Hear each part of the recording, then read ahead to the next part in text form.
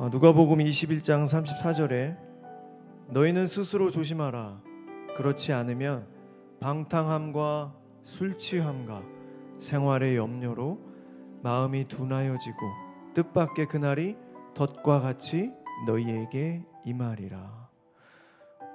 오카노 목사님께서 이 누가복음 21장 34절을 통해서 어떤 메시지를 주셨냐면요, 이런 설교를 해주셨습니다. 염려가 방탕과 맞먹는 악이다. 그만큼 염려는 해롭다. 누구든지 돈에 마음이 빼앗기면 이 염려가 우리를 사로잡는다. 그리고 우리를 병들게 한다. 우리의 영과 육을 망친다. 이 설교에서 목사님께서 방탕, 우리가 세상에서 방탕하는 모습들 다 죄로 알고 있습니다. 그런데 염려가 방탕과 맞먹는 악이다, 이렇게 말씀하셨습니다. 오늘 이 시어필 워십 저녁 예배가 우리 마음 안에 있는 모든 염려, 이것도 곧 악입니다. 염려를 하나님 앞에 다 내려놓고 보이는 세상이 두려워지는 것은 바로 하나님과 멀어졌다는 뜻입니다. 오늘 이 시간, 오늘 예배를 통해서 우리의 모든 염려를 하나님께 맡겨드리고 그리고 담대함으로 오직 하나님만을 바라보는 우리의 삶이 되기를 진심으로 소망합니다. 이 시간 우리 예배를 준비하는 마음으로 우리 다 같이 하나님, 오늘도 나의 발걸음 인도해 주셔서 감사합니다. 절대 우연 아니죠. 하나님, 주님의 놀라운 계획 아래 우리가 지금 여의도 침례교회 글로리아홀 3층 수요필 워십 찬양 예배에 하나님께서 인도하셨습니다. 하나님, 우리 마음 안에 있는, 나의 마음 안에 있는 염려, 아버지여, 그것이 악이라는 것을 오늘 깨닫습니다. 우리 모든 마음 안에 있는 악을, 염려를 내려놓고 오직 하나님만을 경외함으로, 오직 하나님만을 두려워하는 마음으로 살아갈 수 있도록 하나님 오늘 예배를 통해서 우리에게 말씀하여 주시옵소서. 이제 우리 다 같이 우리 하나님 앞에 간절히 기도하며 나가도록 하겠습니다. 기도하시겠습니다. 사랑의 하나님, 오늘도 우리의 발걸음을 인도해 주셔서 감사합니다. 아버지여, 이 저녁 오직 하나님만을 두려워하는 마음으로 경외하는 우리 삶이 되게 하여 주시옵소서. 성령 충만함으로 나아가게 하여 주시고 기도와 말씀만이 살 길입니다. 아버지여, 우리의 연약한 마음을 붙잡아 주시고 지난 한 주간에서 우리의 모든 죄악을 용서하여 주시옵소서. 거룩함으로 하나님 앞에 나아가게 하여 주시옵소서. 주님, 우리를 불쌍히 여겨주시고 오직 하나님 한 분만을 바라보는 우리 삶이 될 수 있도록 주여 함께하여 주시옵소서.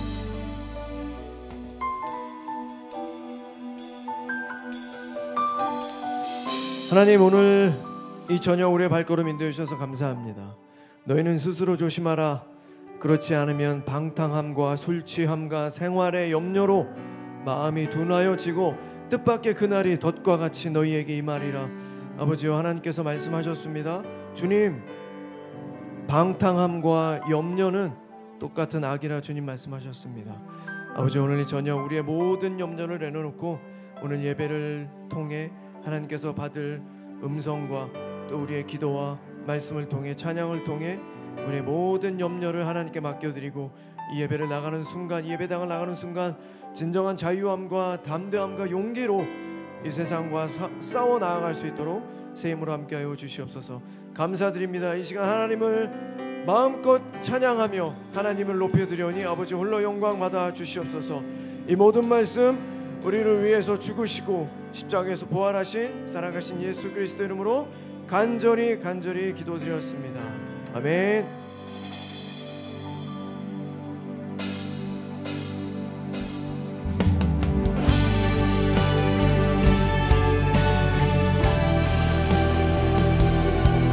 우리 하나님을 경외하는 마음으로 우리 모두 자리에 일어나서 우리 하나님을 찬양합시다.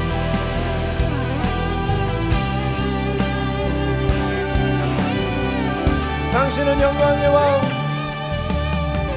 당신은 영광의 왕, 당신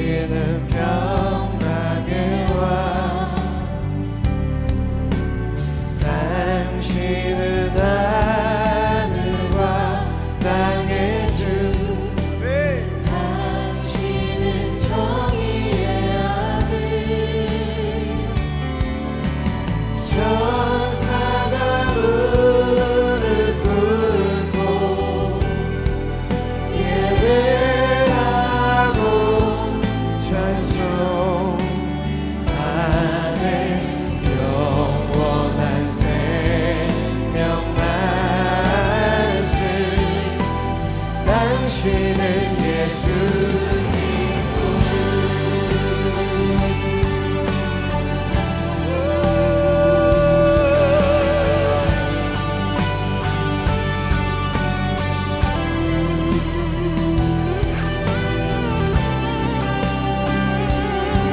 당신은 영광의 왕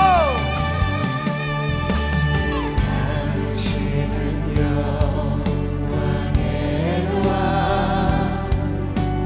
당신은 평강의 왕 당신은 하늘과 땅의 주 아멘 당신은 정의의 아들 천사가 무릎 꿇고 예배하고 찬송하네 영원한 생명 말씀 당신은 예수 그리스도 아멘 호산나 다윗 호산나 다윗의 찬송해 호산나 불러 왕 중의 왕 높은 하늘에 영광을 예수 주 계시야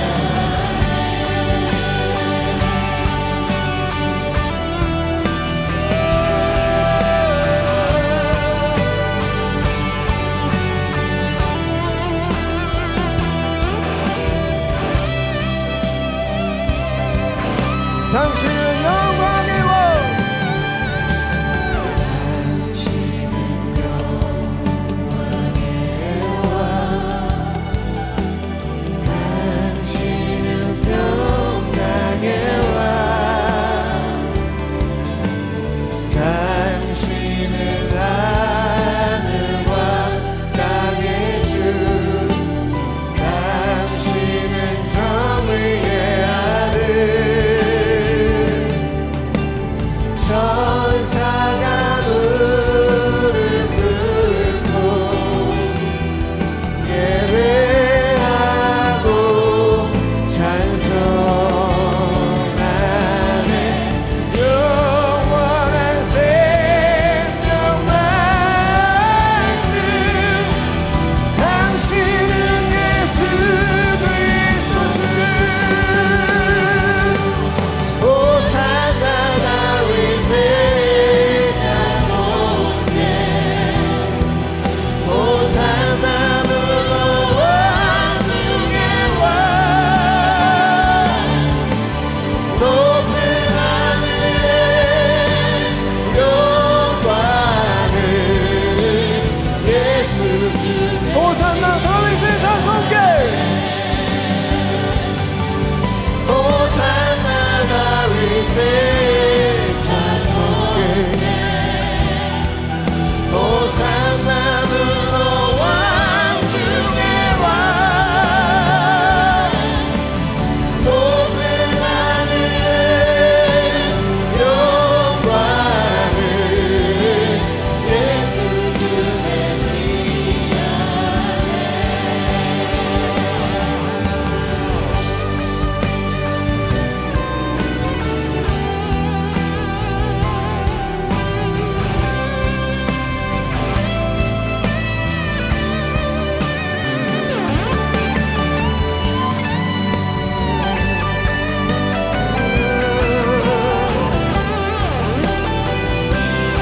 다시 한번 찬양합시다. 호산나 다윗의 찬송해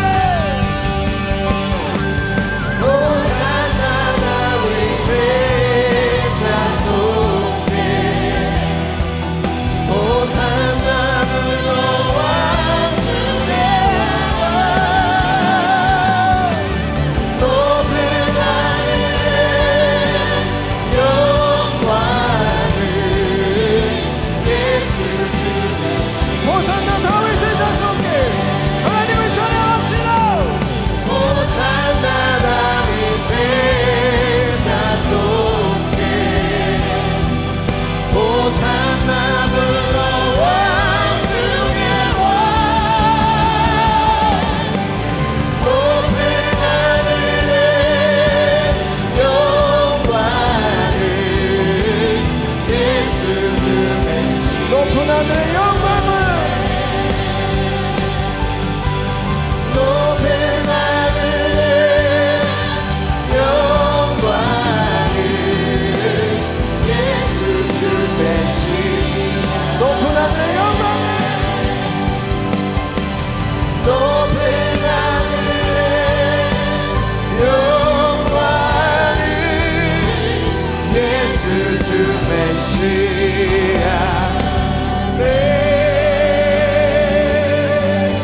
우리 하나님께 영광과 올려드리겠습니다. 할렐루야!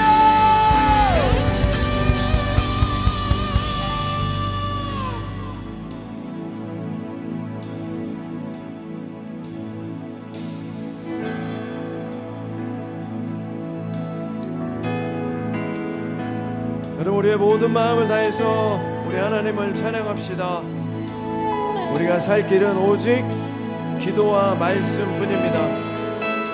우리가 하나님과 가까워지지 않으면 여러분, 세상이 너무나도 커 보입니다. 사람들이 너무나도 커 보입니다. 오늘 이 시간 예배를 통해서 모든 만물을 창조하신 만군의 여호와 하나님만을 높여드리며 우리의 모든 마음이 하나님과 합한 삶, 두려움이 없는 삶, 강하고 담대하고 용기 있는 삶을 살아날 수 있는 우리 모두 되길 기도함으로 찬양합시다. 비길 수 없네 하늘의 별을 놓은 분 내 앞에 곳에 파도 잠잠케 하시는 분 비길 수 없네 아침을 밝히시는 분 이 땅의 소망을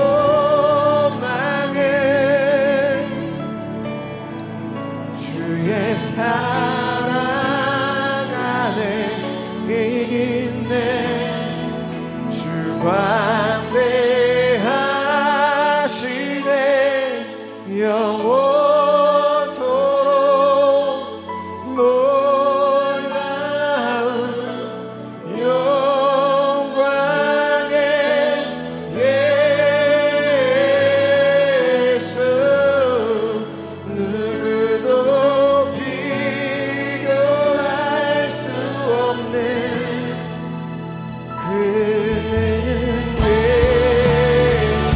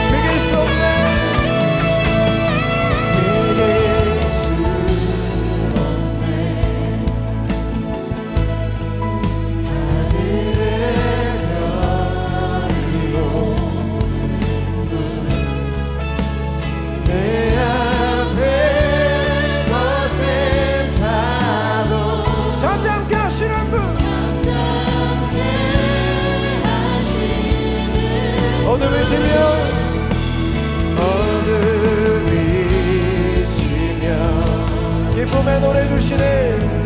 기쁨의 노래 주시네. 아침이 오면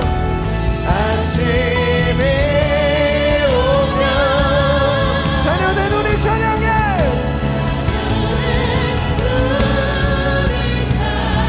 주 광대하시네.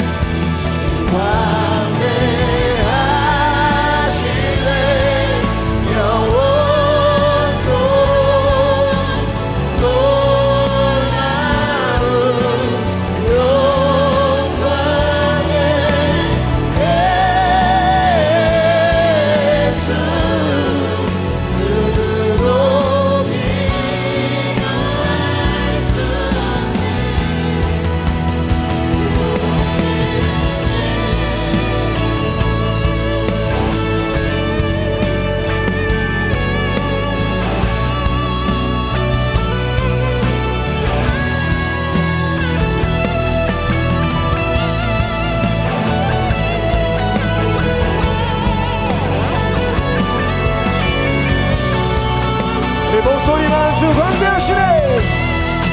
주 광대하시네. 영원토록 놀라운 영광의 예수 누구도 비교. 주 광대하시네.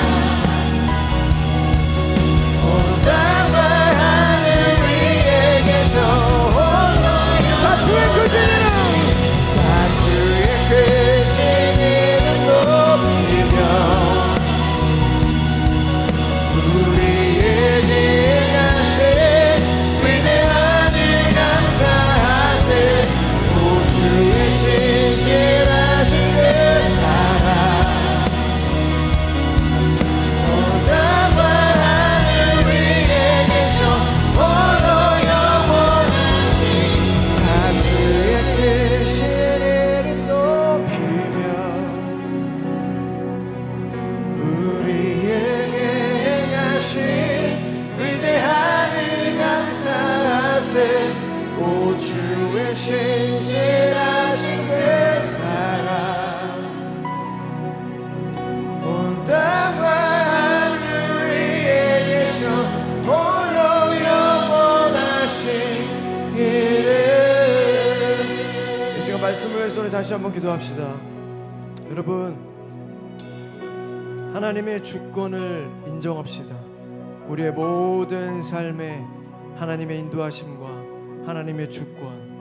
여러분, 우리가 하나님 앞에 나올 수 있는 유일한 통로, 유일한 길은 바로 고난입니다. 여러분, 고난 가운데 계십니까? 하나님과 만날 수 있는 유일한 길입니다. 여러분, 오늘 이 자리에 나오신 모든 우리 수요 플루워십 예배자 모든 분들, 마음 안에 고난과 답답함이 있습니까? 여러분, 걱정하지 마십시오. 하나님의 모든 주권을 인정하십시오. 우리의 모든 삶의 모든 것이 다 하나님의 마음입니다. 하나님의 주권입니다. 그 주권을 인정하며 우리가 하나님 앞에 나아가 우리를 불쌍히 여겨달라 기도하며 하나님 앞에 나아갈 때, 그때서야 하나님께서 우리를 통하여 역사하십니다. 우리의 모든 교만함과 우리의 자만함과 우리의 자아와 우리의 모든 악한 마음들을 내려놓고 이 시간 광대하신 하나님만을 바라보며 모든 주권을 하나님께 인정하며 주님만을 바라볼 때 하나님의 역사가 시작되면 우리는 잊지 말아야 할 것입니다. 이 시간의 말씀을 위해서 다시 한번 기도합시다. 하나님, 이 시간 주님의 말씀을 듣습니다. 하나님의 주권을 인정합니다. 나의 모든 삶을 인도해 가시는 하나님인 것을 인정합니다. 이 시간 말씀을 위해서 우리 다시 한번 주님의 이름 크게 한번 부르짖고 우리 기도하며 나가도록 하겠습니다. 기도하시겠습니다. 주여,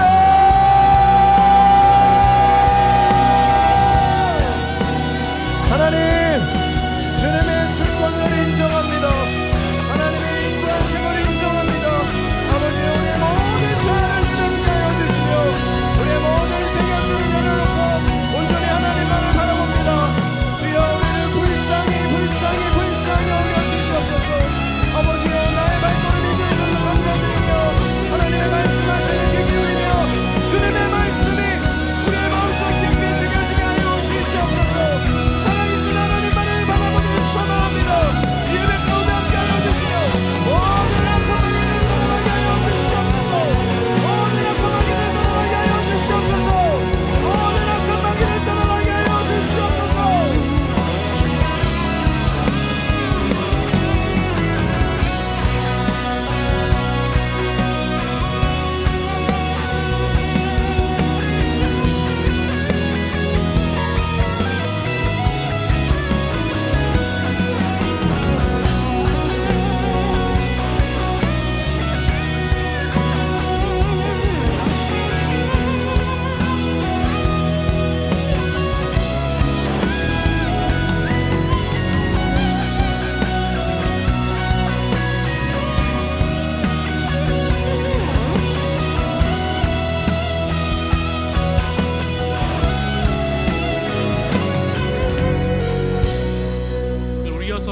같이 기도하기를 소망합니다.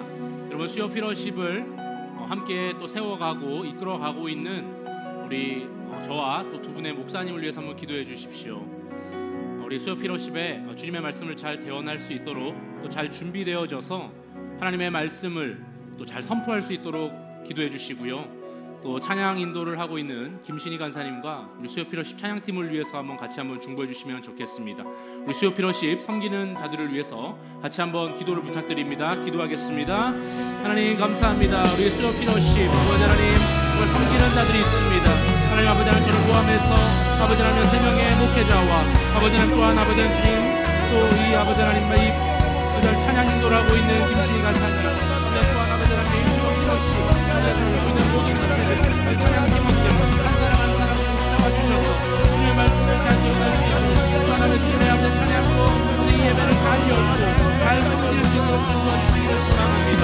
함께 해주시고 역사하여 주셔서 하나님의 말씀 가운데 서게 하여 주시고 이런 기도심을 통하여서 하나님의 아버지 놀라운 분들을 보게 하여 주시고 주님의 아버지 행복의 역사와 주님의 아버지 성령의 충만의 역사가 오늘 있는 이 귀한 예배의 자리를 될 수 있도록 역사해 주시고 인도하여 주시옵소서.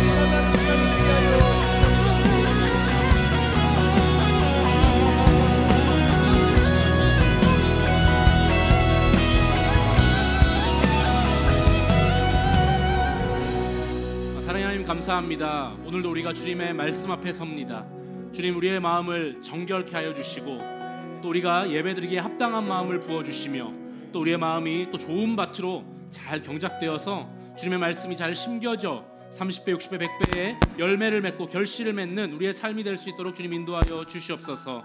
예배를 방해하는 모든 악한 영의 역사들 예수님의 이름으로 떠나게 하여 주시고 우리가 온전히 예배에 집중할 수 있도록 주님 도와주시고 함께하여 주시옵소서. 이 예배를 오직 주님만 받아주실 줄 믿고 감사드리며 살아계신 예수님의 이름으로 기도드립니다. 아멘. 네, 할렐루야. 오늘도 우리 일주일의 한가운데 수요일 날 또 예배 자리를 지켜주시는 모두 수요 피러십 예배자 분들 한 사람 한 사람을 예수님의 이름으로 축복하고 환영합니다. 오늘은 너 그래도 사랑을 멈추지 마라는 제목으로 말씀을 함께 나눠보고자 합니다. 오늘 말씀은 사무엘하 9장을 볼 텐데요. 9장에서도 3절에서 8절 말씀 우리 같이 한번 읽어보기를 소망합니다. 이 9절이 조금 기니까요. 제가 먼저 읽고 다음 9절은 여러분들 읽어주시고 이렇게 교독하는 방식으로 읽고요. 마지막 8절은 같이 읽도록 하겠습니다. 왕이 물었다. 사울의 집안에 남은 사람이 없느냐? 있으면 내가 하나님의 은총을 그에게 베풀어 주고 싶다. 그러자 시바가 왕에게 대답하였다. 요나단의 아들이 하나 남아 있습니다. 두 다리를 접니다. 시바가 왕에게 대답하였다. 그는 지금 로드발에 있는 암미엘의 아들 마길의 집에 삽니다. 다윗 왕이 사람을 보내어서 로드발에 있는 암미엘의 아들 마길의 집에서 그를 데려왔다. 사울의 손자이며 엎드려 절하였다. 다윗이 내가 무비보셋이냐 하고 물었다. 그가 대답하였다. 예, 임금님의 종 무비보셋입니다. 다윗이 그에게 말하였다. 겁낼 것 없다. 내가 너의 아버지 요나단을 생각해서 내게 은총을 베풀어 주고 싶다. 너의 할아버지 사울 임금께서 가지고 계시던 토지를 너에게 모두 돌려주겠다. 그리고 너는 언제나 나의 식탁에서 함께 먹도록 하여라. 함께 읽겠습니다. 무비보셋이 엎드려 아뢰었다. 이 종이 무엇이기에 죽은 개나 다름없는 저를 임금님께서 이렇게까지 돌보아 주십니까? 아멘. 예전에 있었던 일입니다. 제가 차를 타고 가는 길에 앞차를 봤더니 앞차 타이어 뒷바퀴 쪽에 바람이 빠져서 굉장히 위태로워 보였습니다. 저렇게 두면 사고가 나겠다 싶어서 뒤따라가면서 그 사실을 좀 알려주려고 크랙슨을 여러 번 눌렀어요. 많이 눌렀습니다. 그러니까 앞차 운전자가 속도를 줄이더니 제 옆에 섰습니다. 그리고 창문을 열길래 저도 창문을 열어서 타이어 상태를 알려주려고 했는데 말할 새도 없이 쌍욕을 먹었습니다. 그래서 아마도 자신을 공격한다, 보복 운전한다, 이렇게 좀 오해를 했던 모양입니다. 좋은 마음으로 도와주려고 했던 일인데 욕만 실컷 얻어먹어서 아주 기분이 상했던 그런 기억이 납니다. 여러분, 우리는 살면서 종종 이런 오해를 받을 때가 있습니다. 그 오해 중에 가장 속상한 오해가 있다면 제가 방금 나눴던 얘기처럼 내가 베푼 선의가 오해를 받을 때가 아닌가 싶습니다. 나는 순수하고 좋은 의도로 한 일이 오히려 그 상대방에게 오해를 사서 욕을 얻어먹는 그런 일들, 이런 일들 한 번쯤 있으실 거라고 생각이 됩니다. 성경에서도 이와 비슷한 이야기가 등장합니다. 오늘 우리가 읽었던 본문에 다윗이 자신의 선의에 대한 진정성을 오해받은 내용입니다. 함께 다윗은 어떤 오해를 받았는지 또 이 말씀을 통해서 어떤 우리에게 또 하나님께서 교훈을 주시는지 좀 발견해 보고자 합니다. 다윗은 이스라엘의 왕이 되었습니다. 하나님의 궤도 예루살렘으로 가져왔어요. 그리고 블레셋, 모압, 아람, 에돔 이런 주변에 있는 나라들 다 정복하면서 이제 명실상부 하나님께서 다스리시는 막강한 왕국을 갖추게 되었습니다. 이런 다윗이 오늘 사울의 남은 후손이 있는지 찾습니다. 이 말씀인데요. 9장 3절 말씀 우리 같이 한번 읽어보겠습니다. 시작. 왕이 물었다. 사울의 집안에 남은 사람이 없느냐? 있으면 내가 하나님의 은총을 그에게 베풀어 주고 싶다. 그러자 시바가 왕에게 대답하였다. 요나단의 아들이 하나 남아 있습니다. 두 다리를 접니다. 네, 다윗은요 신하 시바에게 명령을 해서요 요나단의 아들 무비보셋을 찾아서 데려올 것을 명령합니다. 한편 이 로드발이라는 마을에 머물고 있던 무비보셋은 낯선 사람들이 갑자기 찾아와서 다윗 왕이 당신 찾고 있다 이런 말을 듣게 됩니다. 그리고 다윗 왕 앞에 당신 지금 출두해야 된다라는 명령을 받고요. 굉장한 두려움에 떨게 됩니다. 왜냐하면 이 무비보셋의 입장에서는요, 다윗이 나라 전체를 샅샅이 뒤져서 남아있는 사울의 후손을 모조리 제거하려고 한다, 뭐 이렇게 생각했기 때문입니다. 생각해 보면 다윗이 전에 자신의 할아버지 사울에 의해서 얼마나 많은 고생을 했던 사람입니까? 그러니까 복수의 칼날을 갈고 있을 거다 이렇게 생각할 수 있겠죠. 그리고 게다가 이 장차 반란의 불씨가 될 수 있는 사울의 후손, 이 자손들을 모두 죽여서 후환을 없애려고 하는 것이다 이렇게 생각하는 것도 크게 이상한 일은 아니었을 겁니다. 사실 무비보셋이 그런데 이렇게 더 두려움에 떨었던 이유가 있습니다. 과거로 좀 돌아가 봐야 되는데요. 사무엘하 4장을 좀 보면 무비보셋이 5살 때 겪었던 끔찍한 일이 기록되어 있습니다. 당시에 무비보셋은 궁전에 머물고 있었는데 사울 왕과 요나단 왕자가 지금 자기 할아버지와 아버지죠, 두 사람이 길보아 산에서 블레셋 사람들 손에 죽었다라는 소식을 듣게 됩니다. 이제 곧 블레셋 군대가 이 궁전에 쳐들어올 것이고 쳐들어오면 모든 사람을 죽이고 여기 있는 모든 것들을 파괴할 것이 뻔합니다. 지금 쳐들어오고 있다 이런 얘기를 들은 거예요. 게다가 지금 블레셋도 블레셋인데 사울이 대적처럼 여겼던 한 무리가 있죠. 바로 우리가 잘 알고 있는 다윗입니다. 그러니까 다윗의 부대가 지금 사울 왕이 죽은 마당에 쳐들어오지 말라는 법도 없잖아요. 그러니까 지금 이런 상황에서 사울의 부하들이 취할 수 있는 상황은 뭐가 있겠냐? 바로 도망치는 것밖에 없었습니다. 그래서 무비보셋의 유모는 그때 5살이었던 이 무비보셋을 안고 급하게 도망갑니다. 그런데 급하게 달리다가 그만 발을 헛딛고 말아요. 그 순간에 무비보셋이 이게 떨어지면서 양 발목이 다 부러져서 장애인이 됩니다. 그리고 유모와 몇몇 하인들 그리고 무비보셋이 어쨌든 다친 이 상태로 가까스로 요단강 계곡 동쪽에 위치한 작고 가난한 마을 로드발이라는 마을에 살게 된 겁니다. 이 무비보셋은 사울 가문에 남아있는 유일한 후손이었어요. 그런데 이 사실을 철저히 숨기면서 이 로드발이라는 마을에서 생활을 하게 됩니다. 만약에 자신의 정체가 알려지게 되면 이 목숨을 보장할 수 없었기 때문에 그렇습니다. 왕족이었는데 왕족의 특권은 고사하고 장애인으로 지금 평생 숨어서 지내고 있는 겁니다. 하루아침에 그 누구보다 처량한 신세로 전락한 겁니다. 사실 무비보셋이란 이름의 뜻이 뭐냐? 뜻이 입에서 부끄러움이 나온다 뭐 이런 뜻이거든요. 그런데 사실 이 이름이 어떤 아버지가 자기 자식 이름 지어줄 때 야 너는 입에서 부끄러움이 나오는 자녀야 이렇게 이름 지어줄 사람이 누가 있겠습니까? 그것도 여기 이 무비보셋이 요나단 왕자의 아들이잖아요.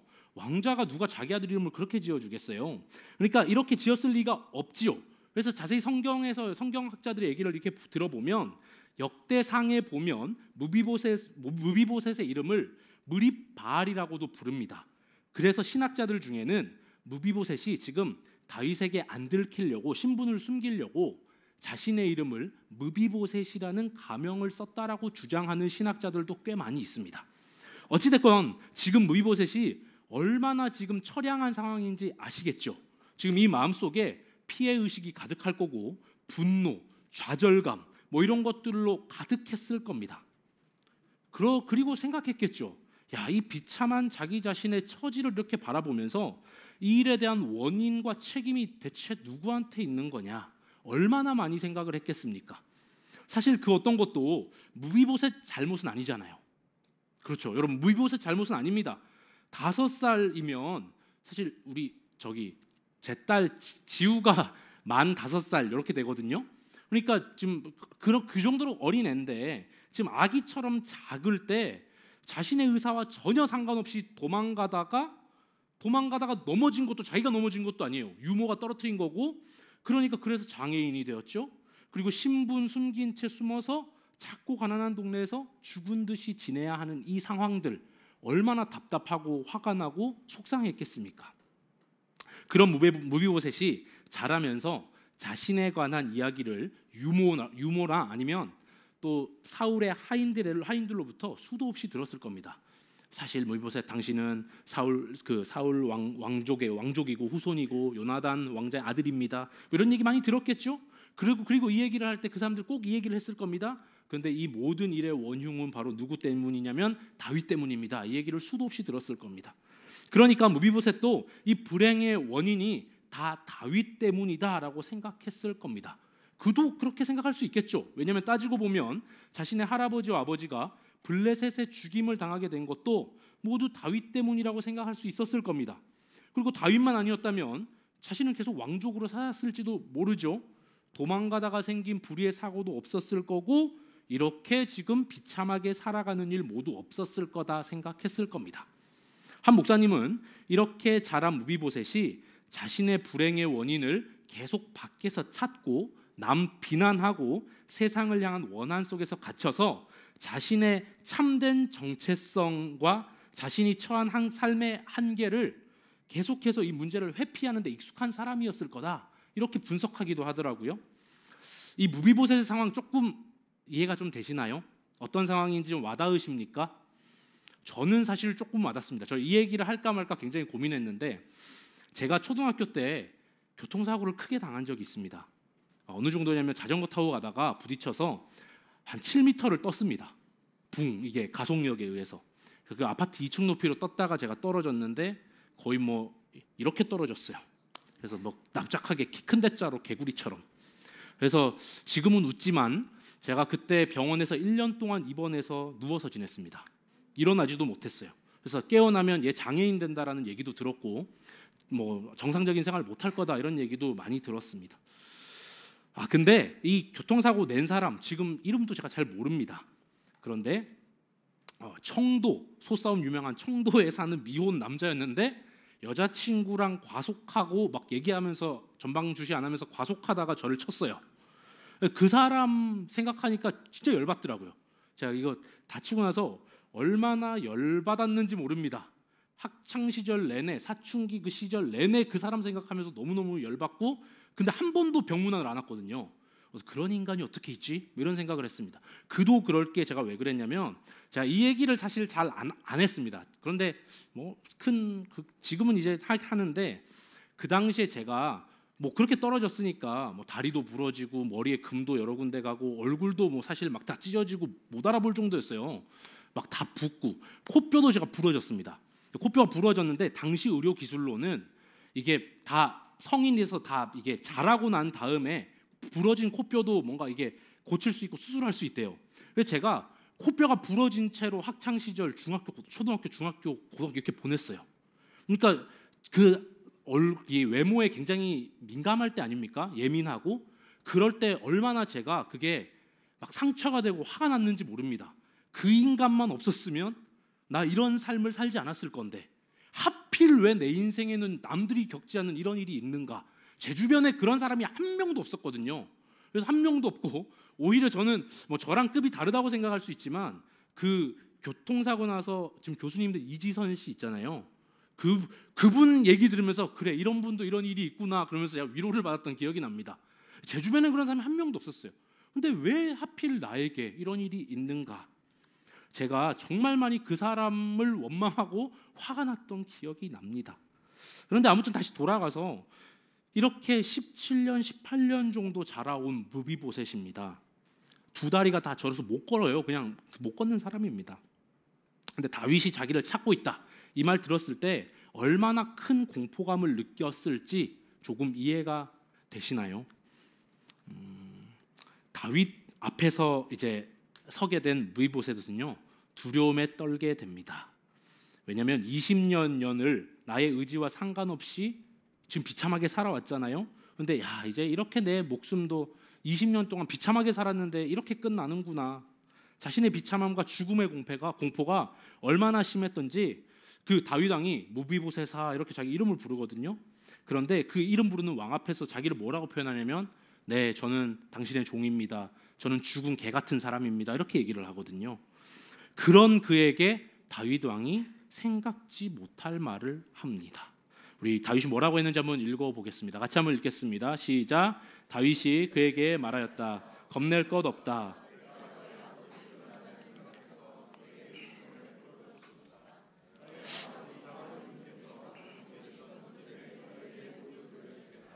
그리고 너는 언제나 나의 식탁에서 함께 먹도록 하여라. 여러분, 비참한 죽음을 예상하고 있던 무비보셋이 이 말을 듣고 얼마나 놀랐겠습니까? 자신을 기다리고 있던 게 죽음이 아니라 바로 사랑이었습니다. 여기서 나오는 은총이라고 번역된 단어, 이게 헤세드거든요. 한 번씩 들어보셨죠? 이 단어가 뭐 은총, 사랑, 은혜, 자비 뭐 이런 식으로 해석될 수 있는 단어인데, 사실은 이렇게 많은 뜻이 있는 이유가 뭐냐면 굉장히 큰 개념의 그 단어이기 때문에 그래요. 인간의 사랑은 물론이고요, 하나님의 무한한 설명할 수 없는 큰 사랑을 지칭하는 표현이 바로 이 헤세드입니다. 그러니까 뭐 우리 환경이나 뭐 호르몬 상황이나 우리 감정 뭐 이런 것에 영향을 받지 않는 절대적인 사랑을 표현할 때 쓰는 게 헤세드거든요. 다윗은 지금 이런 헤세드로 무비보셋을 내가 너를 사랑하기 원한다 이렇게 얘기를 해주는 거거든요. 그리고 무비보셋이 자라오면서 아마 이런 사랑을 한 번도 경험해 본 적이 없었을 겁니다. 지독한 상처와 아픔으로 가득했던 무비보셋의 인생은요, 다윗의 사랑으로 인해서 내가 너에게 너 사울 왕이 가졌던 토지 다 돌려주고 이제 우리 궁에서 함께 살자 뭐 이렇게 얘기해주면서 다윗의 왕국에서 함께 식사를 하고 다윗의 아들처럼 대우를 받으면서 살게 됩니다. 그렇게 무비보셋의 인생에 전환점이 찾아오게 됩니다. 얘기가 여기에서 끝나면 참 좋을 텐데, 문제는 뭐냐? 오늘 얘기하고 싶은 건 이겁니다. 그런데 문제는 뭐냐면요, 당시에 다윗의 이러한 행보를 보면서 주변에서 다윗의 행동에 대한 진정성에 의문을 품는 자들이 많이 있었다라는 점입니다. 오늘날 지금 신학자들 중에서도요, 이런 다음과 같은 점들을 지적하면서 이 진정성이 있는 거 맞아? 라고 의문점을 제기하는 분들도 많이 있습니다. 그들이 왜 어떤 부분들을 얘기하냐면, 먼저 다윗이 무비보셋의 지금 할아버지, 그러니까 사울 왕의 땅을 돌려주겠다라고 얘기를 했잖아요. 그런데 이게 당시의 법으로 따지자면 왕이라고 할지라도 개인의 그 소유의 땅을 가질 수 없다, 이런 법이 있었다라는 거예요. 그러니까 원래 그건 사울 거고 다윗이 가질 수 없는 건데 돌려주는 척하면서 다윗 지금 그거 생색내고 있는 거 아니야? 라고 지금 이런 진정성의 의심을 표한다라는 겁니다.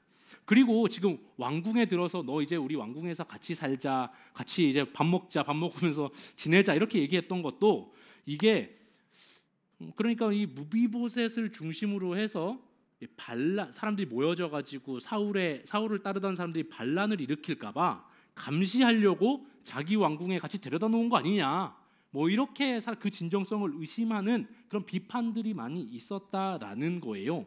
그러니까 쉽게 정리하자면, 당시에 다윗이 무비보셋 도와준 게 그냥 순수하게 사랑을 베푼 게 아니고 자신의 명망과 평판을 높이고 동시에 반란 세력이 일어나지 않도록 정치적인 이득을 취하려고 한 행동이다, 뭐 이렇게 비판을 하는 사람들이 있었다라는 겁니다.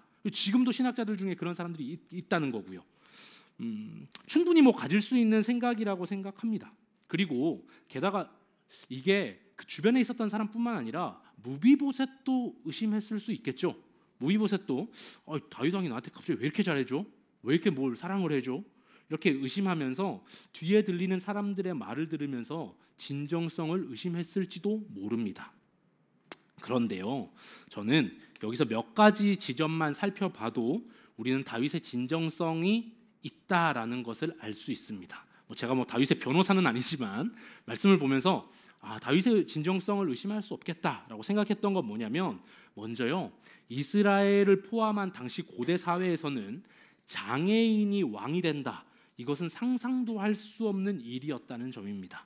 당시 이스라엘에서는요, 왕은 하나님의 대리 통치자라고 생각했어요. 그러니까 완전한 사람이어야 된다라는 인식이 강했기 때문에 장애인이 왕이 된다라는 건 그들 사고방식에서 있을 수가 없는 일입니다. 이건 고대 근동 지역뿐만 아니라 우리 조선시대 역사만 살펴봐도 크게 다르지 않았을 겁니다. 그러니까 이런 관점으로 보면 무비보셋은 왕이 될 가능성이 전혀 없었던 사람이거든요. 그러니까 그런 사람을 굳이 찾아내서 왕궁에 머물게 하고 뭐 감시할 필요가 전혀 없었겠죠. 또 당시 아까 전에 땅 얘기가 나왔는데 땅 얘기도 그렇습니다. 왕은요, 물론 그게 법이 그렇다고 할지라도요, 왕은 법 위에 있던 사람이 왕입니다. 이스라엘의 왕도 마찬가지입니다. 뭐 법이 그렇다고 해도 왕이 그렇게 한다 하면 하는 거예요. 그러니까 다윗이 지금 사울의 땅을 가진다고 해도 뭐라고 할 사람이 아무도 없었어요.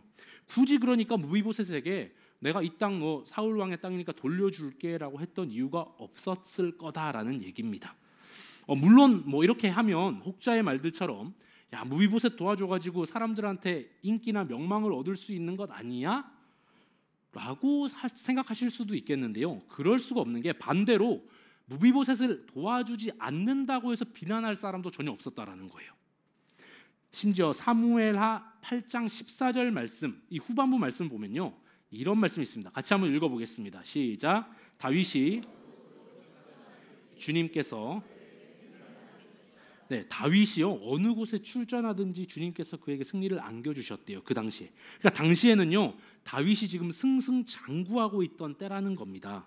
게다가 바로 뒤에 8장 15절 말씀은 이렇게 기록합니다. 같이 한번 읽겠습니다. 시작. 다윗이 왕이 되어서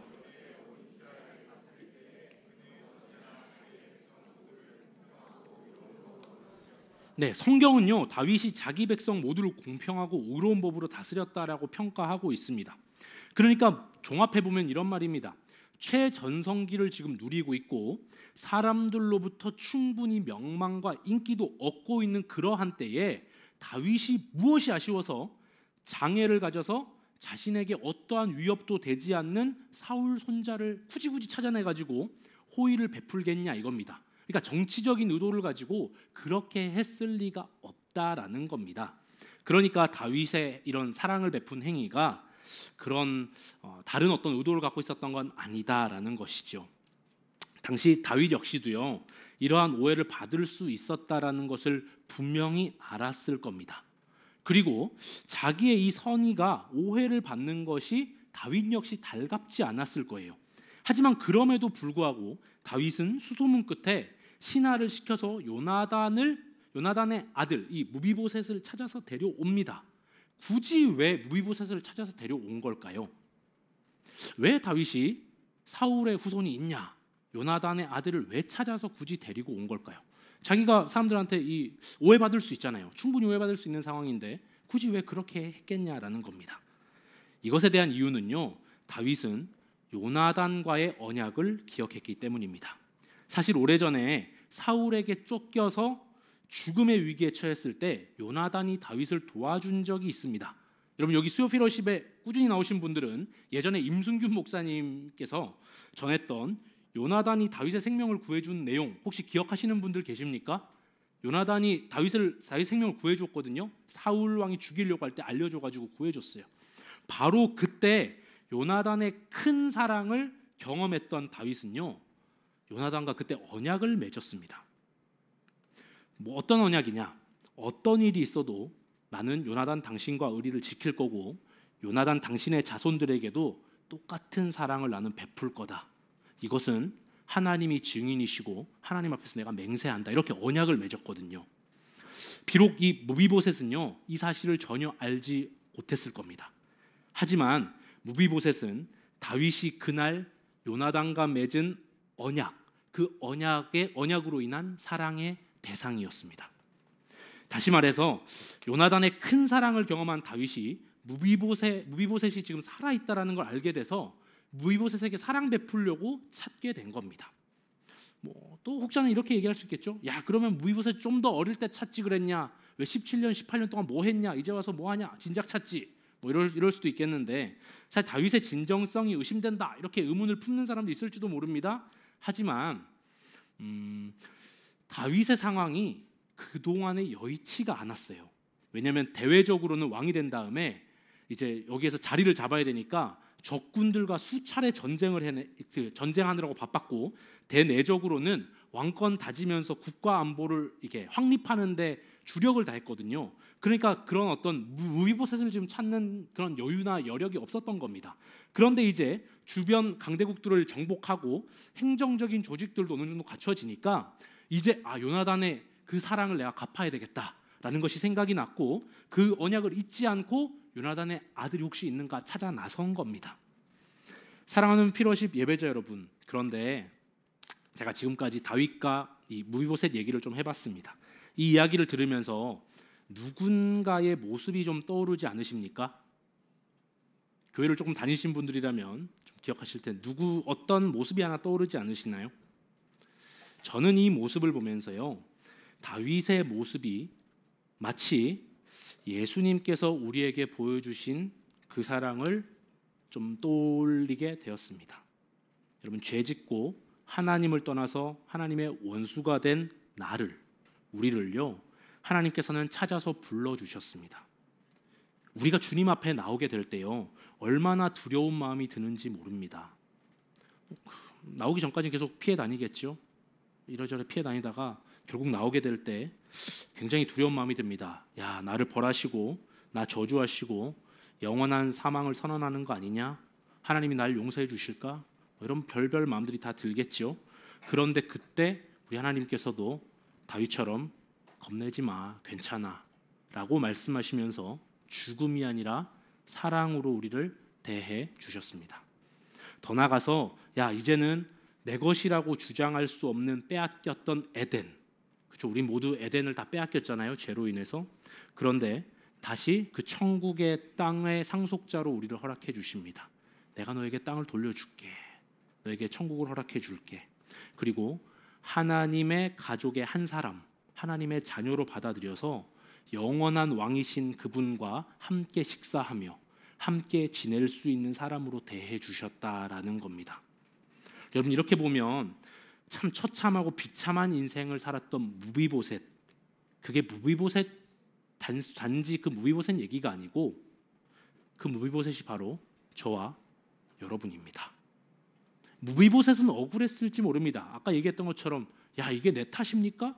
그 책임과 억울함, 지금 그 모든 지금 무비보셋의 신분과 출신 존재, 이 모든 것들 얼마나 억울합니까? 그런데 그 억울하다고 해서 무비보셋에 지금 면죄부가 주어지는 건 아니잖아요. 무비보셋은 그럼에도 불구하고 신분 숨기고 살아야 되는 거잖아요. 잡히면 끝나니까. 사울 집안의 사람이니까요. 마찬가지로 여러분, 죄인 되어서 하나님 원수된 나의 운명과 존재는요, 지금 내가 야, 그게 내 탓이냐? 내가 죄 만들었냐? 뭐 어쨌냐? 뭐 이렇게 주장한다고 해서 전혀 바뀌지도 않고 면죄부가 주어지지도 않습니다. 왜요? 무비보셋이 사울의 후손이었던 것처럼 우리도 최초의 사람 아담의 후손이니까요. 그 존재가 변하지는 않습니다. 그렇게 비참한 인생과 죽음의 결과를 기다리던 내가요, 여러분들이 나 같은 미천한 사람을 위해서 예수님께서 자기 생명까지 아끼지 아니하셨습니다. 거칠고 고통스러운 십자가의 길을 마다하지 않으시고 사랑으로 죽음까지 마다하시면서 우리를 품어주시고 구원해 주셨다는 사실을 꼭 기억하시면 좋겠습니다. 저는 아까 전에 제가 제 얘기를 잠깐 했었는데 제가 그래서 얼마나 원망하는 마음이 컸는지 모릅니다.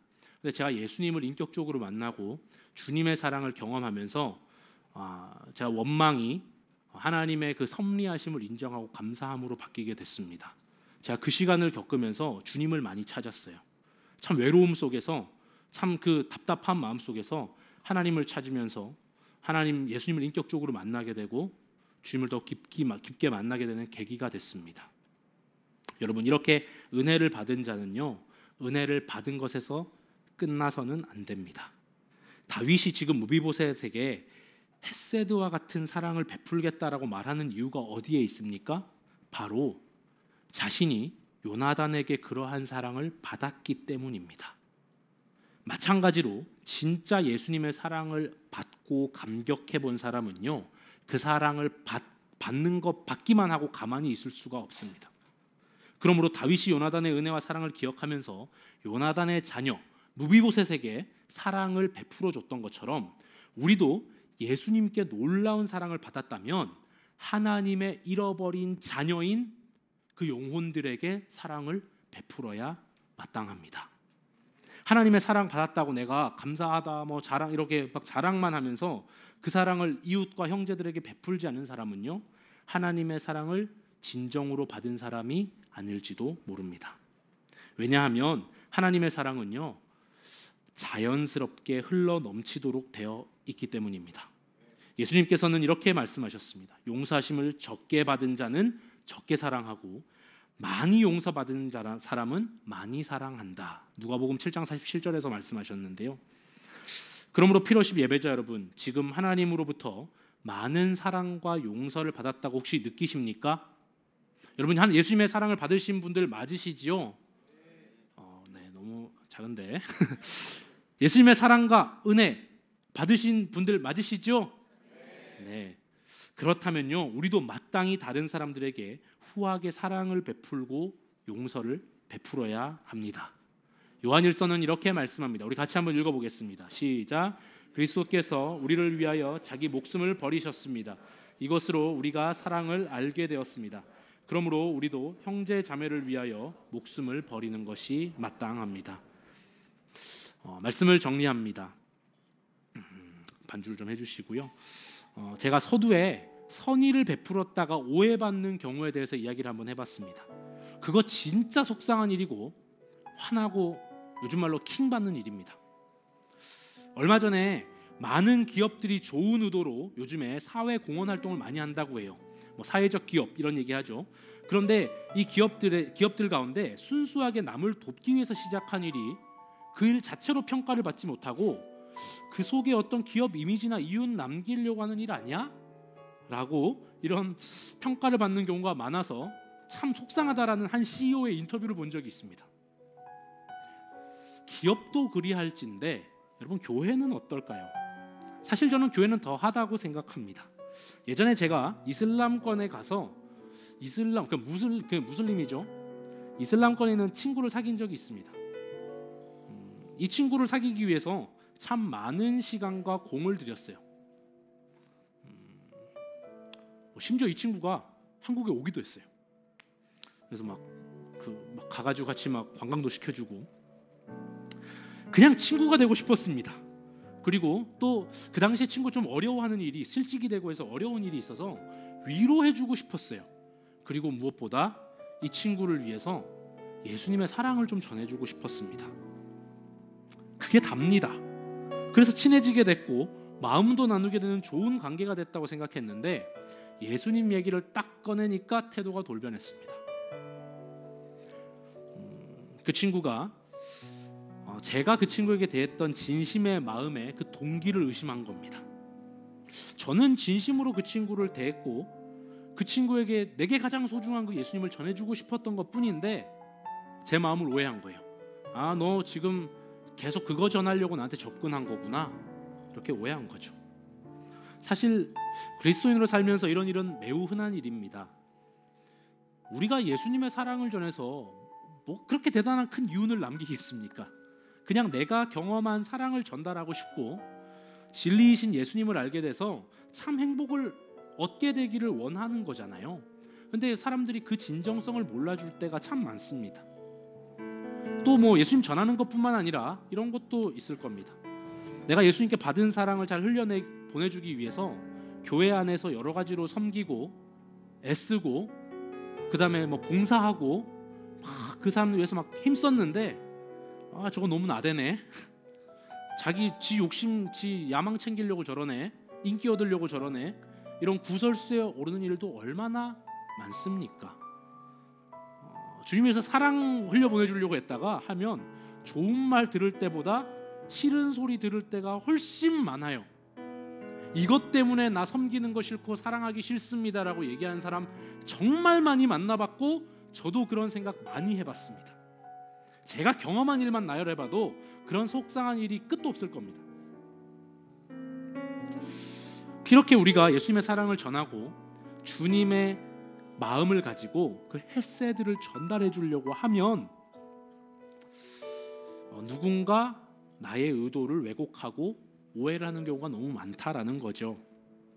그런데요, 그럼에도 불구하고 우리는 여전히 사랑을 전하는 자가 되어야 될 줄로 믿습니다. 그래도 사랑을 멈추지 않아야 됩니다, 여러분. 왜요? 예수님께서도 그러셨거든요. 로마서 5장 8절 말씀입니다. 같이 한번 읽겠습니다. 시작. 그러나 우리가 아직 죄인 되었을 때에 그리스도께서 우리를 위하여 죽으셨습니다. 이리하여 하나님께서는 우리들에 대한 자기 사랑을 실증하셨습니다.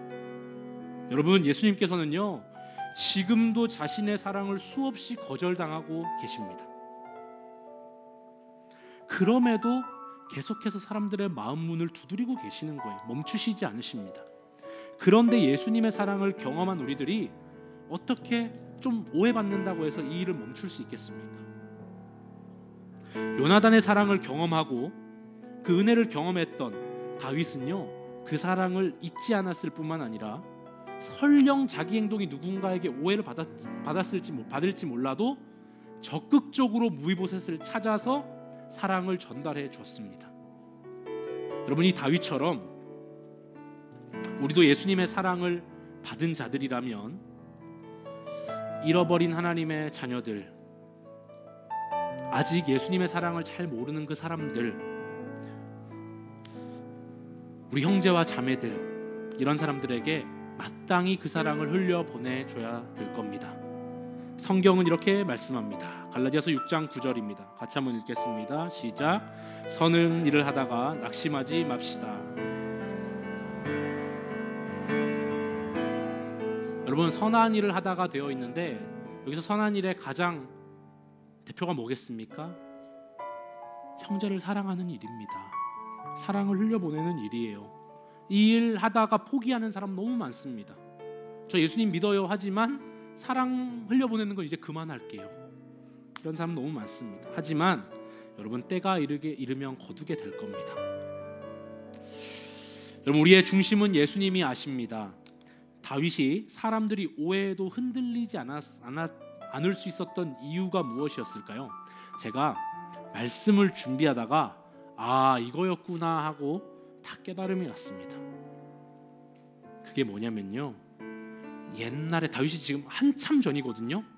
맨 처음에 옛날 소년 다윗을 하나님이 선택하시면서 사무엘에게 이렇게 말씀하셨어요. 그 말씀을 다윗은 기억하고 있었던 겁니다. 우리 같이 한번 읽겠습니다. 시작. 그러나 주님께서 사무엘에게 이르셨다. 너는 그의 준수한 겉모습과 큰 키만을 보아서는 안 된다. 그는 내가 세운 사람이 아니다. 나는 사람이 판단하는 것처럼 그렇게 판단하지는 않는다. 사람은 겉모습을 따라 판단하지만 나중은 중심이다. 여러분, 하나님은 중심을 보시는 분입니다. 저도 사역하고 여러 가지 하다 보면 그만하고 싶을 때도 많고 오해받을 때 참 속상할 때도 많습니다. 여러분, 그런 적 다 있으시죠? 이런데 내가 무슨 부귀영화 누리려고 내가 신앙생활 하냐? 여러분, 하나님은 중심을 보십니다. 사람들에게 오해받는 것 두려워하지 마십시오. 사람들은 몰라도 하나님은 우리의 중심을 아십니다. 그리고 그 중심을 보고 우리를 판단하시고 기뻐하시는 분이십니다. 사람들이 혹 오해할지라도요, 사람들에게 주님께 받은 그 사랑, 사람들에게 흘려보내는 일 절대로 멈추지 마십시오. 그 사랑을 기억하면서 오늘도 그 주님의 사랑을 우리 주변에 있는 사람들에게 흘려보내시는 모든 예수님의 사람들이 되시기를 주님의 이름으로 소망하며 축복합니다. 우리 시간에 같이 한번 찬양 한 곡하고 같이 기도하기를 소망합니다.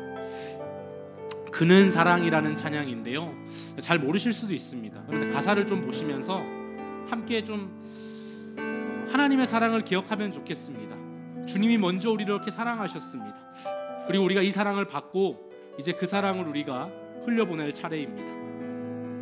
요나단에게 받은 사랑을 무비보셋에게 흘려줬던 다윗처럼 오해받을지라도, 남들이 알아주지 않더라도, 상처가 될지라도 흘려보낼 수 있는 사람 되기를 소망합니다. 같이 한번 찬양하겠습니다.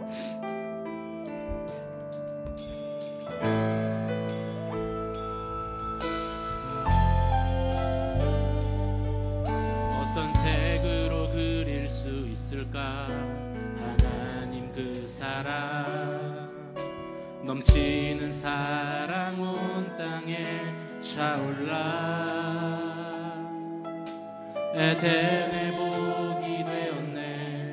수만 가지 색채로 넘쳐나는 저 나무와 찬란한 빛. 어떤 말들에 담을 수 있을까?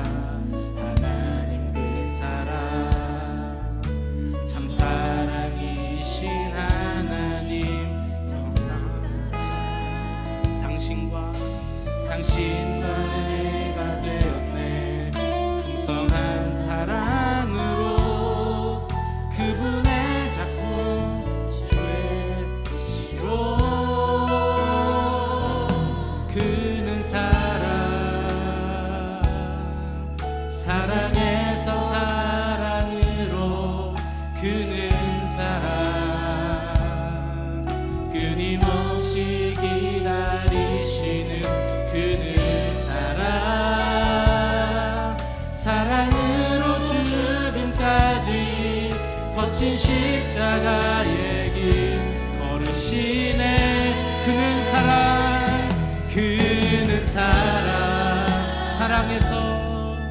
사랑에서 사랑으로 그는 사랑 깊은 어둠 밝은 빛으로 그는 사랑으로 부활까지 영원한 사귐으로 이끄시네. 그는 사랑. 다시 한번 찬양하겠습니다. 어떤 색으로 그릴 수 있을까? 하나님 그 사랑 넘치는 사랑 온 땅에 샤올라. 에덴의 복이 되었네. 수만 가지 색채로 넘쳐나는 찬란한 빛. 어떤 말들에 담을 수 있을까? 하나님 그 사랑 참 사랑이신 하나님 형상 따라 당신과 내가 되었네. 풍성한 사랑으로 그분의 작품 주의 그는 사랑에서 사랑으로 그는 사랑 끊임없이 기다리시는 그는 사랑으로 죽음까지 거친 십자가의 길 걸으시네.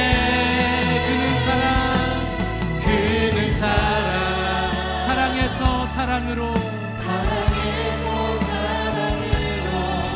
그는 사랑 깊은 어둠 밝은 빛으로 그는 사랑으로 부활까지 영원한 사귐으로 이끄시. 다시 한번 그는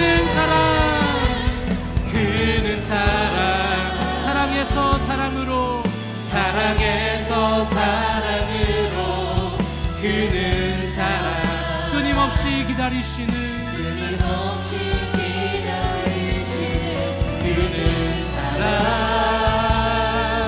사랑으로 죽음까지 거친 십자가의 길 걸으시네. 그는 사랑에서 사랑으로 그는 사랑 깊은 어둠 밝은 빛으로 그는 사랑으로 부활까지 영원한 사귐으로. 우리 다시 한 번만 고백하겠습니다. 그는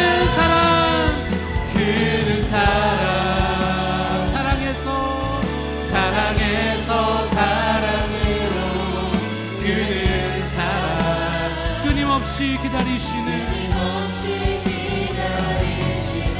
그는 사랑으로 죽음까지 마다하지 않으셨습니다. 거친 거친 십자가의 길 걸으시네. 그는 사랑, 그는 사랑, 사랑에서 사랑으로, 그는 사랑. 깊은 어두운 밝은 빛으로 이끄십니다. 그는 사랑, 사랑에서 부활, 우리를 영원한 사귐으로 이끄십니다. 이끄시네. 그는 사랑. 우리 같이 한번 기도하기 원합니다. 들은 말씀을 기억하시면서 같이 한번 기도할 텐데요. 여러분, 먼저 우리가 예수님께 받은 그 큰 사랑을 기억하며 잊지 않기를 소망합니다. 여러분, 다윗이 무비보셋에게 그렇게 할 수 있었던 것은요, 요나단에게 받은 그 사랑을 잊지 않았던, 기억했던 것에서 시작했습니다. 여러분, 우리 예수님께서는 그것과 비교할 수 없을 정도로 우리에게 자신의 생명을 바쳐 영원한 생명을 주셨습니다. 여러분, 예수님의 그 사랑을 우리가 기억하면 좋겠습니다. 여러분, 지금 그 예수님을 사랑하는 마음들이 식어 계시는 분들, 하나님, 나에게 다시 한번 처음 그 사랑하는 마음을 회복시켜 주십시오. 지금 내가 예수님의 그 큰 사랑을 잊지 않고 살아갈 수 있도록 도와주십시오. 지금 주님이 나를 얼마나 사랑하셨는지, 무비보셋처럼 비참한 삶 가운데, 어둠 가운데 죽음만 기다리며 살아가던 나에게 영원한 생명을 주시고, 겁내지 마라, 내가 너와 함께 할 것이고, 네가 잃어버렸던 에덴의 땅을 내가 천국의 상속자로 다시 너에게 주겠다. 내가 너와 함께 식탁에서 교제하고, 내가 너와 함께 이제 이 궁에서 살겠다. 우리에게 이렇게 해줬던 그 예수님의 그 큰 사랑을 기억하시면서 우리 이 사랑을 잊지 않게 해달라고 같이 한번 주여 한번 부르시고 기도하겠습니다. 주여, 주여, 우리 예수님의 그 큰 사랑 우리가 잊지 않기를 소망합니다. 주여, 아버지 하나님, 내가 무비보셋처럼 아버지 하나님 정말 죽음만 기다리고, 아버지 하나님 비참하며 어떠한 소망도 없이, 아버지 하나님 정말 아버지 이 땅 가운데서 아버지 하나님 정말 아버지 하나님 분투하면서 아버지 하나님 처참하게 살아가던, 아버지 두려움 속에 살아가던 아버지 그런 아버지 하나님 비천한 나 같은 존재를, 죽은 개 같은 아버지 이런 자들 아버지 하나님께서 겁내지 마라 나에게 말씀하시고 나에게 사랑을 베풀어주셨던 그 예수님의 사랑을 기억합니다. 주여, 아버지 하나님, 나에게 아버지 하나님 잃어버렸던 그 천국을 다시 한번 우리에게 허락해 주시고, 아버지 하나님 주님과 함께 영원히 교제하며 영원한 사귐 가운데 영원한 하나님의 눈에서 함께 살도록 아버지 하나님 다시 한번 하나님의 가족의 이름으로 나를 받아주신 아버지 하나님의 사랑을 잊지 않기를 소망합니다. 주님, 아버지 하나님, 내가 주님의 사랑을 잊어버리고 내가 아버지 하나님 그것들을 망각하며 아버지 하나님을 사랑할 때가 얼마나 많이 있었는지 모릅니다. 주님, 용서하여 주시고 아버지 하나님의 사랑을 기억하게 하여 주십시오. 아버지 하나님, 내가 죽음만 기다리고 영원한 죽음에 수달할 수밖에 없었던 나를 아버지 하나님의 자녀로 삼아주시고 아버지 하나님, 나를 아버지 하나님 함께 지내게 하시며 나에게 그 큰 사랑을 베풀어주신 헬세드의 사랑을 베풀어주신 우리 예수님의 하나님의 큰 사랑을 기억하기를 소망합니다. 도와주시고 인도하여 주십시오. 우리 두 번째로 우리 같이 한번 기도하겠습니다.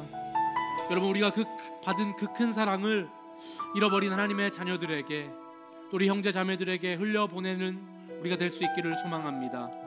다윗이 요나단에게 받았던 그 은혜를 기억하는 것에서 멈추지 아니하고 적극적으로 무비보셋을 찾아서 그 무비보셋에게 사랑을 베풀어 주었습니다.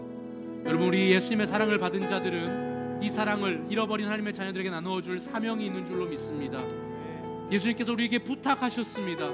예수님께서 지상 대명령을 우리에게 주셨어요. 예수님께서 내 잃어버린 양을 먹여달라고 부탁하셨습니다. 3번이나 부탁하셨어요. 여러분, 우리 이 사랑을 우리가 가진 것에서 끝나는 것이 아니라 흘려보낼 수 있는 사람 될 수 있도록 우리 같이 한번 주님의 마음을 품고 같이 한번 기도하도록 하겠습니다. 하나님, 우리 아버지 하나님 주님 앞에 아버지 하나님 받은 그 사랑을 흘려보내는 자들이 되기를 소망합니다. 도와주십시오. 하나님 아버지 하나님, 내가 주님의 그 큰 사랑을 받고 나에게서 머물고 내가 은혜 받은 것에서 끝나는 것이 아니라 아버지 하나님, 내가 받은 그 사랑을 아버지 하나님 내 이웃들에게, 내 형제 자매들에게, 아버지 하나님 나의 아버지 또 잃어버린 하나님의 자녀들에게, 그 영혼들에게 아버지 이 사랑을 전달하는 사랑의 전달자가 되기를 소망합니다. 하나님, 나에게서 끝나는 아버지 그런 자가 되지 않게 해주십시오. 하나님, 주님의 사랑을 많이 경험하고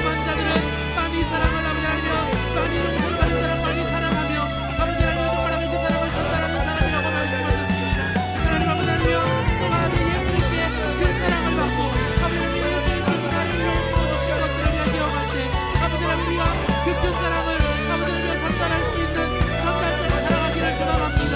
아버지 이기적으로 나만 생각하며 아버지 나에게서 끝나면 그런 아버지의 개인주의적인 아버지 나에게서 그치는 그런 아버지의 신앙으로 살아가지 않게 하여 주시옵소서. 기억하는 그 사랑을 마땅히 흘려보낼 수 있는 자가 되게 하여 주시옵소서. 도와주시고 인도하여 주시기를 소망합니다.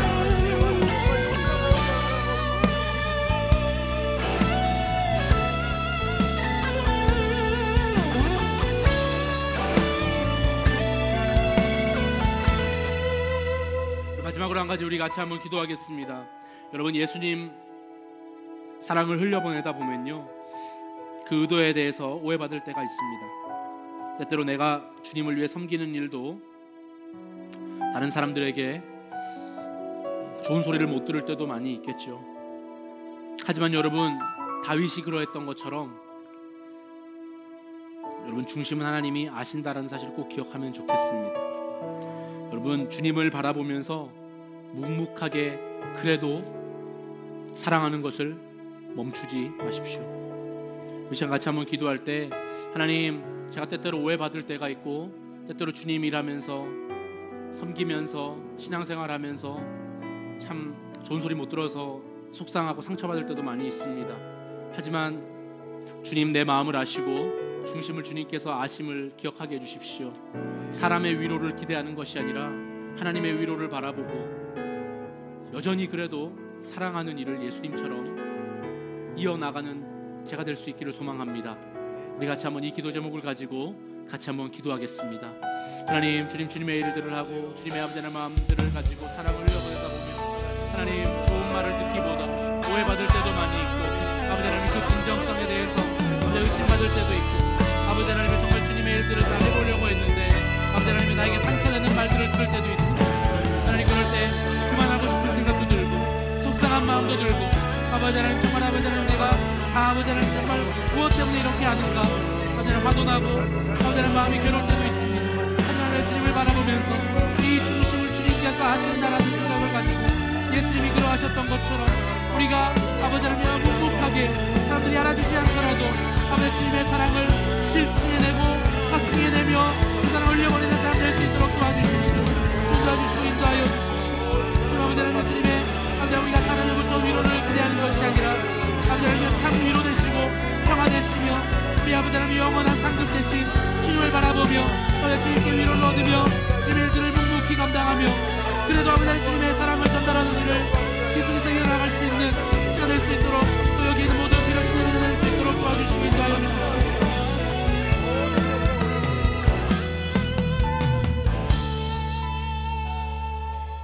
사랑하는 하나님, 감사합니다. 주님, 우리가 주님의 큰 사랑을 받은 정말 죽은 개처럼 아무런 가치 없는 나를 구원해 주시고 나를 사랑해 주시고 나를 하나님의 가족으로, 하나님의 자녀로, 하나님과 함께 할 수 있는 자로 은혜를 베풀어 주신 것들을 기억합니다. 주님, 그 은혜를 받고 그 큰 사랑을 받은 내가 이제 그 사랑을 흘려보내는 자가 되기를 소망합니다. 주님께서 원하시는 자들에게, 주님께서 원하는 그 영혼들에게 흘려보낼 수 있는 사람 될 수 있도록 주님 인도하여 주십시오. 하나님이 일들을 감당함에 있어서 오해를 받을 때도 있고 또 좋은 말들을 듣지 못할 때도 있고 그로 인해서 속상하고 괴롭고 마음이 아플 때도 많이 있습니다. 하지만 중심을 주님께서 아시고 주님께서 기억하신다는 것을 우리가 잊지 않게 하여 주시고 그로 말미암아 우리가 사람의 기대를, 사람의 위로를 기대하는 것이 아니라 하나님의 위로와 하나님의 인정을 바라보며 우리가 사랑하는 일을 멈추지 않을 수 있도록 주님 은혜를 베풀어 주십시오. 하나님, 나로서는 이 일들을 하기가 어렵습니다. 성령 하나님, 나를 도와주셔서 사랑을 흘려보내는 자 될 수 있도록 주님 나에게 주님의 큰 사랑을 부어주십시오. 주님의 사랑을 부음받아서 흘려보내지 않고서는 견딜 수 없는 그러한 큰 사랑을 우리 안에 가득 부어주십시오. 주님의 큰 사랑을 경험한 자들은 반드시 또 큰 사랑을 흘려보내는 자가 될 줄로 믿습니다. 오늘 이 밤에 주님의 큰 사랑을 다시 한번 그 구원의 감격을 회복해 하여 주시고 경험하는 밤 될 수 있도록 인도하여 주시옵소서. 감사드리며 살아계신 예수님의 이름으로 기도드립니다. 아멘.